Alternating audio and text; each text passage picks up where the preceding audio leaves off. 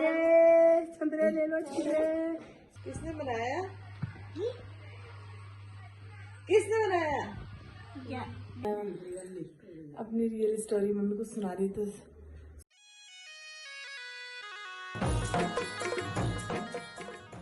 Very good morning guys and welcome back to my blog. Hope so स्वस्थ होंगे, मस्त होंगे। मैं भी एकदम मस्त हूँ। चलते हैं अपने नए दिन के साथ, अपने नए ब्लॉग की शुरुआत करते हैं।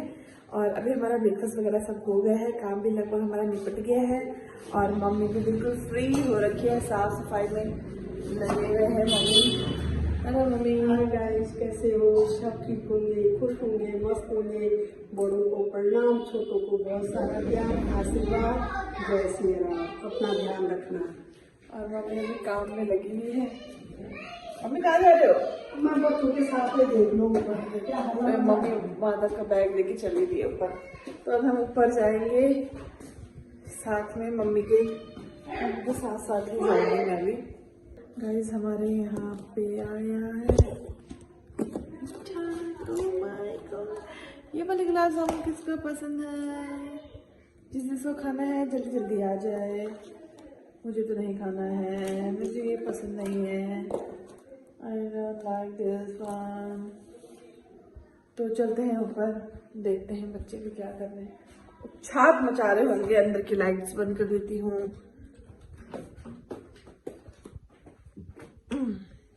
अब बाहर को चलते हैं। ये दरवाजा बंद कर देती हूँ। यहाँ बिल्ली आ जाती है तो इसे पता चला बच्चे को सारा दूध पी गई। और फिर ऊपर चलते हैं। ऊपर सारे कंपनी आपको ऊपर मिलेगी, इंटरेस्टिंग कंपनीज।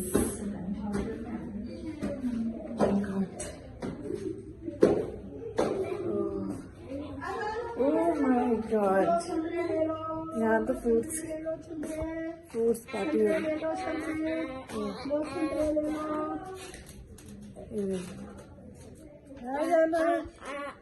संतरे संतरे ले लो संतरे संतरे ले लो। दो जानवी को ले लो, जानवी संतरे ले लो। माधव संतरे ले लो, ले लो ले लो। ऐसा फ्रूट्स बांटा जा रहा है। हाँ जी। कौन? ये देखिए ना, ये रही मम्मी जी भी आ गई है फ्रूट का आनंद लेने। और ये फ्रूट खाने तो ना दे रही है, ये देखो। और का गेम अलग चला हुआ है, गाली खाने वाला है।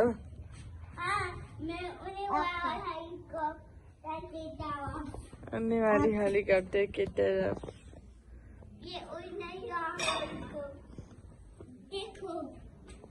इसने ऑरेंज की लाइन लगा दी।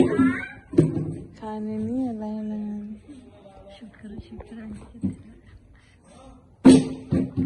और बताओ मम्मी जी। और क्या बताना, नया ताजा। इन लोगों ने सफाई कर्मचारियों ने हड़ताल कर रखी है। अच्छा, शहर के बुरे हाल है।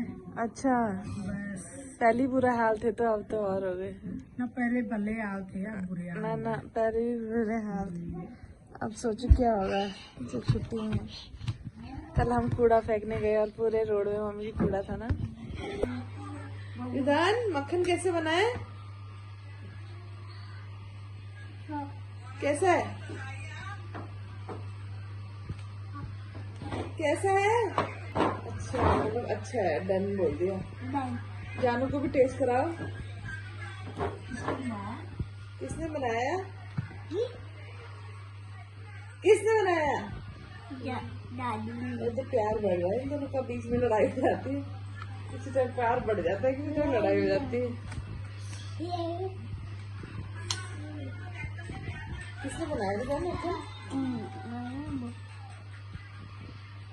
ये तो कुछ बोल ही नहीं रहा। मक्खन खाते ज्यादा बढ़ गई तेरी मक्खन खाते हुए। अरे नहीं प्रीति मैडम, हाय प्रीति, उठ गए तुम? और कैसी नींद आ रही तुम्हें? मस्त है, बहुत ज्यादा। और मम्मी देखो कितनी नींद आ रही है यार। कैसी तो अच्छी आती है, कहीं तुम्हें सपने ना आ रहे हो भूतों के। और वो देखो मम्मी वीडियोस में लगी है। और हम भी अभी चाय वगैरह पी के बस अभी जैसे अभी बैठे हुए हैं। और मम्मी पार्क जाने के लिए बोल रही है, पर हम गए नहीं क्योंकि हम ना लेट उठे फिर अब 5:30 हो गया। अब क्या जाना सोच रहे हैं, पर देखते हैं, अब नहीं जाएंगे बच्चे। और मम्मी तो लगी है अपनी वीडियोस देखने में, और प्रीति भी लगी है वीडियो देखने में। बच्चे छेड़ वो देख, हीटर नीचे रखो, मतलब तो वो हीटर में लग गया, ये हाथ में लग गई।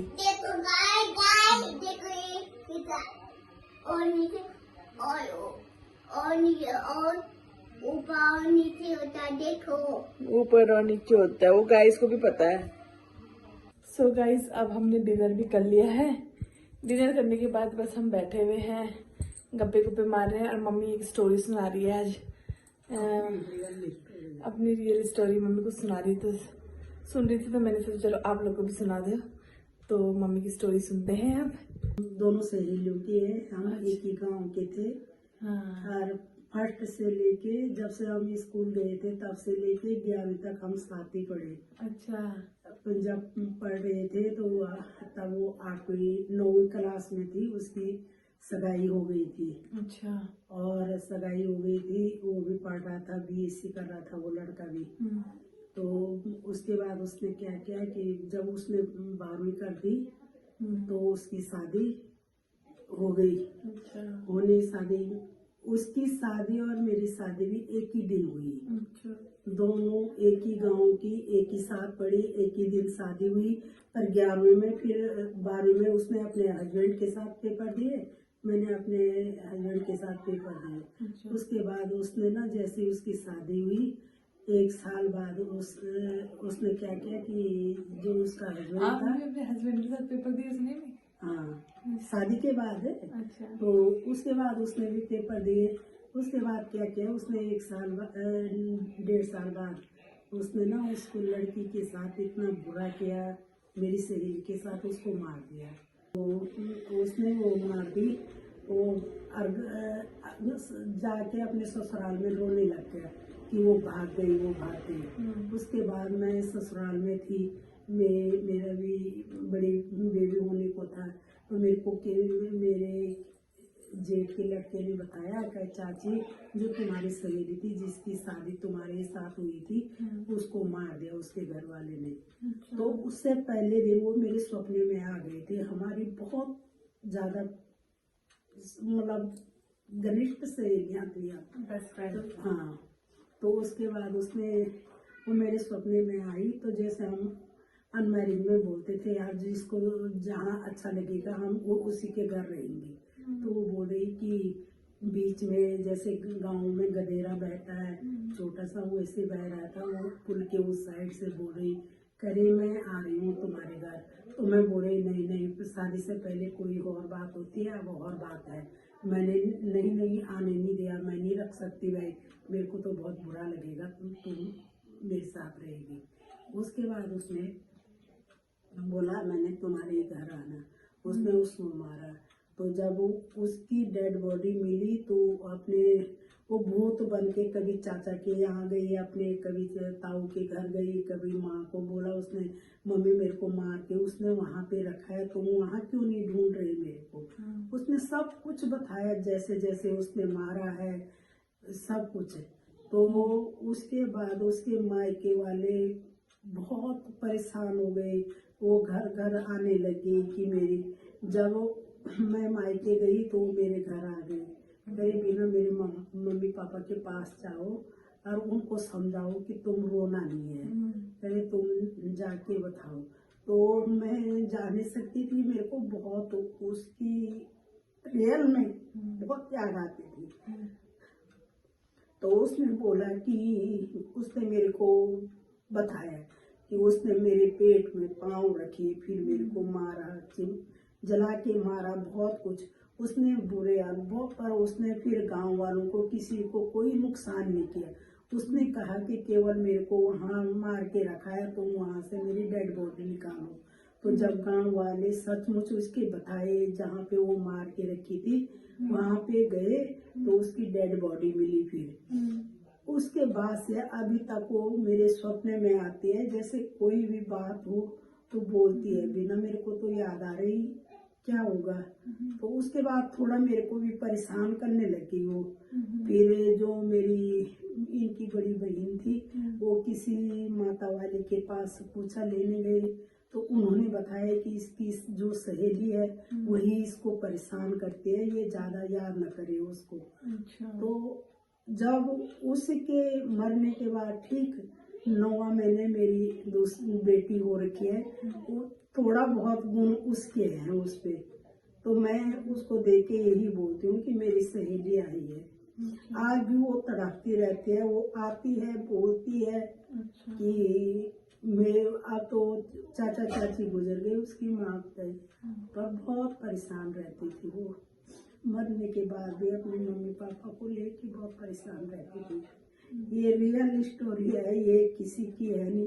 अभी तक उसकी आत्मा भटक रही है। अच्छा अच्छा, गांव में ऐसा होता था ना पहले बहुत। हाँ, गांव में बहुत होता था।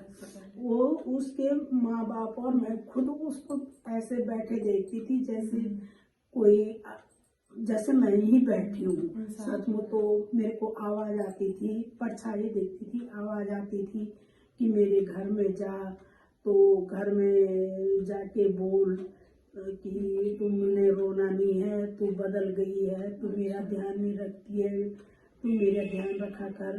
मैं बोलती थी अब तो जिंदा ही नहीं है, मैं तेरा ध्यान क्या रखूंगी। रियल में वो बहुत, अभी तक उस हमारे पूरे गांव के लोग उसके लिए बहुत रोते हैं, उसकी याद करते हैं। तो ऐसे गांव में पहले बहुत होता था ना। बहुत होता था, बहुत होता अब था। तो खैर कम कम होने लग गया, पर पहले बहुत होता था। ऐसे रियल स्टोरी बहुत सुनने को मिलती है। अगर हम गांव जाएंगे तो ऐसे तो बहुत स्टोरी होती है जो रियल होती है। तो मम्मी के साथ भी ऐसी घटनाएं हुई है, तो ये मम्मी ने ये सुनाई। एक दूसरी स्टोरी वो तो हमारे साथ ही हुई है, वो वो भी दूसरे। मम्मी नेक्स्ट पार्ट में आपको सुनाएगी। हाँ। और ये एक सच्ची रियल स्टोरीज हैं जो मम्मी को फील हुई उस दिन।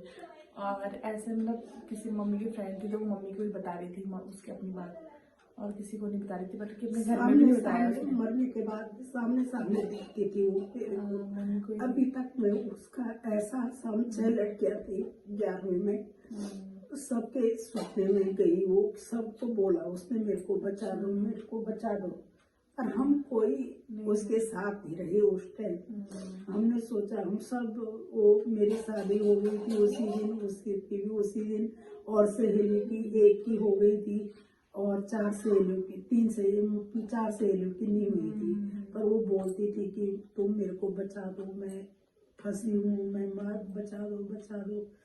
कोई नहीं बचा सका मेरी सहेली को, उसने बहुत बुरे तरीके से मारा उसको।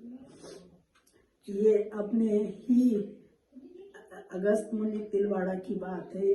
ससुराल उसका तिलवाड़ा था, मायके उसका अगस्त मुनि वाला गांव था। तो आप सबको ये स्टोरी कैसी लगी है कि रियल स्टोरी की बेस है, प्लीज कमेंट में जरूर बताना। और आगे ही आपको ऐसे रियल स्टोरी हम लाते रहेंगे। तो सब प्रार्थना करना मेरी सहेली जहाँ भी हो उसका मन बहुत शांति हो, शांति हो, आत्मा को शांति मिले, और माँ जगदम्बा के रूप में उसको स्थान मिले। तो आज के ब्लॉग को करेंगे हम यहीं पे एंड, और मिलते हैं अपने नए ब्लॉग के साथ कल। तब तक के लिए बाय बाय, राधे राधे, जय श्री राम।